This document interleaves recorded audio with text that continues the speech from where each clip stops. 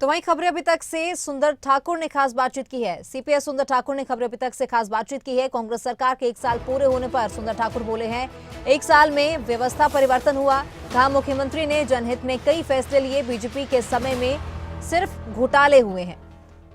तो सीपीएस सुंदर सिंह ठाकुर ने खबरें अभी तक से खास बातचीत की है और बीजेपी पर उन्होंने बड़ा आरोप लगाया। कहा कि बीजेपी के समय में कई घोटाले हुए हैं और सुक्खू सरकार में जो है व्यवस्था परिवर्तन हुआ है। पिछले 1 साल में व्यवस्था परिवर्तन हुआ। मुख्यमंत्री ने जनहित में कई फैसले लिए। क्या कुछ उन्होंने और कहा है वो भी आप सुनिए। सीपीएस सुंदर ठाकुर इस वक्त हमारे साथ मौजूद है। ये भी जश्न मनाने पहुंचे हैं। सर, पहले तो खबरें तक स्वागत है आपका। धन्यवाद। आप किस तरह देखते हैं 1 साल का पूरा कार्यकाल और जश्न? देखिए, व्यवस्था परिवर्तन का 1 साल है।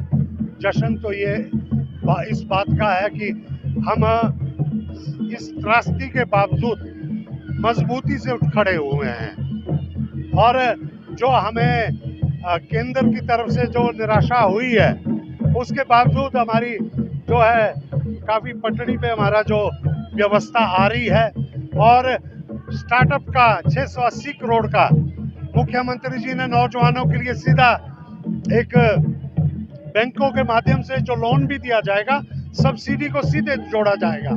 सरकार गारंटी देगी, किसी को अपनी जमीन को गिरवी रखने की जरूरत नहीं है। लोन लेने के लिए आप टैक्सी लेंगे, 50% पैसा सरकार सीधे देगी। ये नहीं कि आप पहले पैसा खर्च करेंगे, ऐसा नहीं है।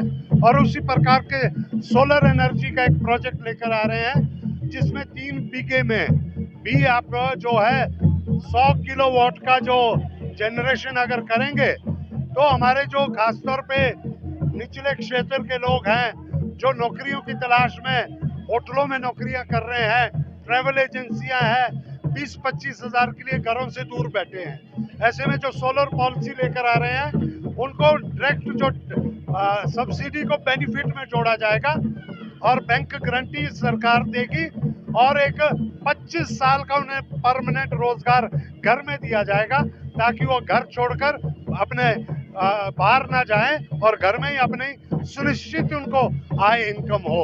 ठाकुर साहब, आपका जश्न, कांग्रेस सरकार का जश्न मनाया जा रहा है लेकिन भाजपा विरोध प्रदर्शन कर रही है। देखिए, जो जयराम ठाकुर जी ने पिछले 5 साल में किया है उसे सरकार नहीं भूल पाई है।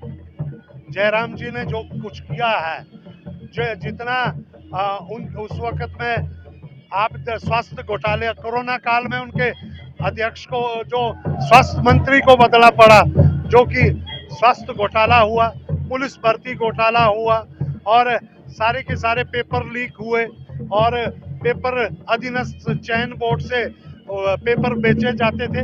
ये सारा तो पिछले सालों में होता रहा। जश्न तो मनाया जा रहा है, आपकी ड्यूटी भी लगी होगी कि कितनी भीड़ ला सकते हैं धर्मशाला में, कितनी भीड़ लेके आए आप? देखिए, मैं कह रहा हूँ, हमने तो हमारे को तो ये था कि 4-4 बसें एक विधानसभा क्षेत्र से था, लेकिन हम देख रहे हैं कि उससे 4 गुना भीड़ आ रही है। लोगों में जोश है। लोगों ने पहली बार ही देखा कि इतना जमीनी स्तर पे मुख्यमंत्री जिस प्रकार से आपदा में रहे और आज भी लोगों के बीच में जैसे उनका जमीनी स्तर पे उतरना, उन्होंने अपनी सेहत का भी ख्याल नहीं किया उस और पूरे दिन रात काम कर रहे हैं। ऐसे में सभी लोग दिन रात काम कर रहे हैं और बहुत बड़ा परिवर्तन हम देखने को मिल रहा है। तो ये थे हमारे साथ सीपीएस सुंदर ठाकुर, जिन्होंने सीधे कह दिया कि जयराम सरकार, जो पिछली सरकार थी, उसने हिमाचल के साथ अच्छा नहीं किया है। कई सारे पेपर लीक मामले भी हुए, पुलिस भर्ती मामले हुए, लेकिन अब 1 साल में जो परिवर्तन देखने को मिला है उससे जनता में अच्छा खासा जोश है और काफी ज्यादा भीड़ जो है आज के जश्न में जुटाई जाएगी। धर्मशाला से कैमरामैन अनु शर्मा के साथ मनोज धीमान, खबरें अभी तक।